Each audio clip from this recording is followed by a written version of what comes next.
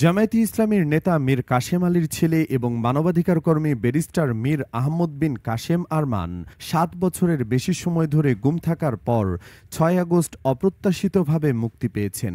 মুক্তির পর তিনি কিভাবে ইবনে সিনা হাসপাতালে গিয়েছিলেন তার একটি সিসিটিভি ফুটেজ ভাইরাল হয়েছে।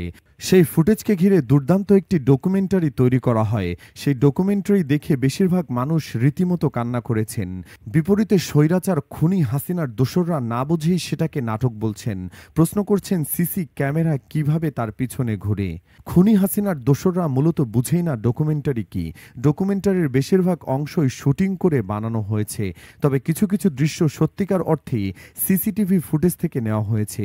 যাই হোক, এই ডকুমেন্টারি থেকে জানা গেছে ২০১৩ সালে আওয়ামী লীগ সরকার মীর কাশেম আলীর বিরুদ্ধে একটি মিথ্যা যুদ্ধাপরাধ মামলা দায়ের করে। এই মামলায় তার আইনজীবী হিসাবে কাজ করছিলেন তার পুত্র মীর আহমদ বিন কাশেম। মামলা চলাকালীন প্রসিকিউশন তার বাবার বিরুদ্ধে সাক্ষ্য দেওয়ার জন্য ২২ জন মুক্তিযোদ্ধাকে নিয়ে আসে। জবাবে মীর আহমদ বিন কাশেম ৪৪ জন মুক্তিযোদ্ধার নাম দেন যারা তাদের পক্ষে সাক্ষ্য দিতে ইচ্ছুক ছিলেন, তবে আদালত ৩ জনের বেশি সাক্ষীকে অনুমতি দেননি। মীর আহমদ বিন কাশেম অভিযোগ করেছেন যে যখনই প্রতিরক্ষা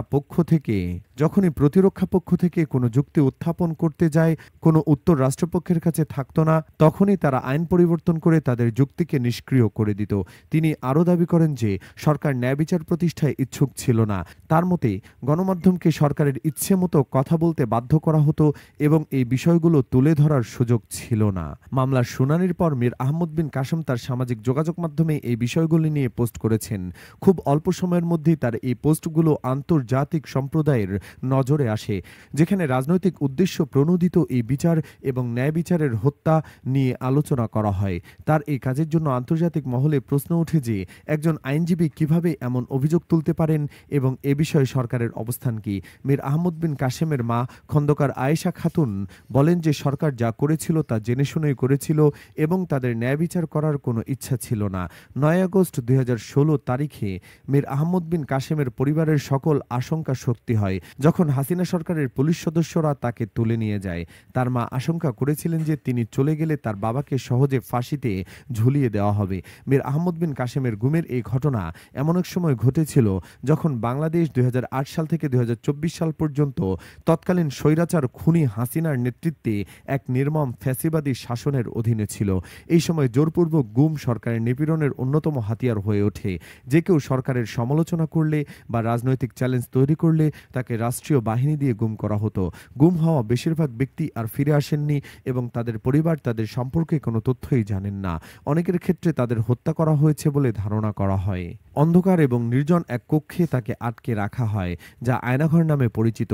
তাকে চোখ বাঁধা অবস্থায় গাড়ি করে নিয়ে যাওয়া হয়েছিল এবং তিনি কোথায় আছেন তা বুঝতে পারেননি। এই বন্দিদশার লোমহর্ষক বিবরণ দিতে গিয়ে তিনি বলেন, ৪ দেয়ালের মধ্যে বন্দী অবস্থায়, চোখ বাঁধা অবস্থায়, হাতকড়া পরানো অবস্থায় ২৪ ঘন্টা সে থাকত। এটা আমি মানতে পারছিলাম না। বারবার বলতাম যে আমি তো বন্দী অবস্থায় আছি, ৪ দেয়ালের মধ্যে আছি, দরজা বন্ধ, আমাকে কেন চোখ বেঁধে রাখতে হবে, হাতকড়া পরিয়ে রাখতে হবে ২৪ ঘন্টা। ওরা বলতো এটাই নির্দেশ, এখানে সব বন্দীদের সাথে এটাই করা হয়। তিনি আরও জানান যে এই গুম হওয়া অবস্থায় তাকে নির্যাতন করা হয়েছে, তাকে হাতকড়া পরিয়ে রাখা হতো, যা থেকে তার হাতে বড় বড় ফোড়ার মতো ঘা হয়ে গিয়েছিল। রক্ত বের হয়, তার হাতকড়া খুলে পায়ে পরানো হয়। এই সময় তিনি প্রচণ্ড মানসিক যন্ত্রণায় ভুগেছেন এবং তার পরিবার ও সন্তানের কথা ভেবে কষ্ট পেয়েছেন। এই দীর্ঘ ৭ বছর পর ৬ আগস্ট ২০২৪ তারিখে মীর আহমদ বিন কাশেম মুক্তি পান। মুক্তির পর একটি সিসিটিভি ফুটেজে তাকে ইবনে সিনা হাসপাতালে দেখা যায়। তিনি জানান যে ওই দিন ৫ আগস্ট স্বৈরাচার খুনি হাসিনা পালিয়ে গেছেন শুনে তিনি বিস্মিত হয়েছেন। তার মনে প্রশ্ন জাগে, ক্ষমতায় থাকলে মানুষকে মানুষ মনে হয় না? ক্ষমতার চেয়ারটি এত উঁচুতে যেখান থেকে সবকিছু ছোট দেখায়, সাধারণ মানুষকেও তুচ্ছ মনে হয়। ব্যারিস্টার আরমানের এই লোমহর্ষক অভিজ্ঞতা বাংলাদেশের মানবাধিকার পরিস্থিতি এবং বিচার ব্যবস্থার উপর গভীর প্রশ্ন তৈরি করেছে। বন্ধুরা, গুমের এই ডকুমেন্টারি আপনাদেরও কাঁদাচ্ছে কিনা কমেন্টে জানাতে পারেন অনুভূতি। ধন্যবাদ।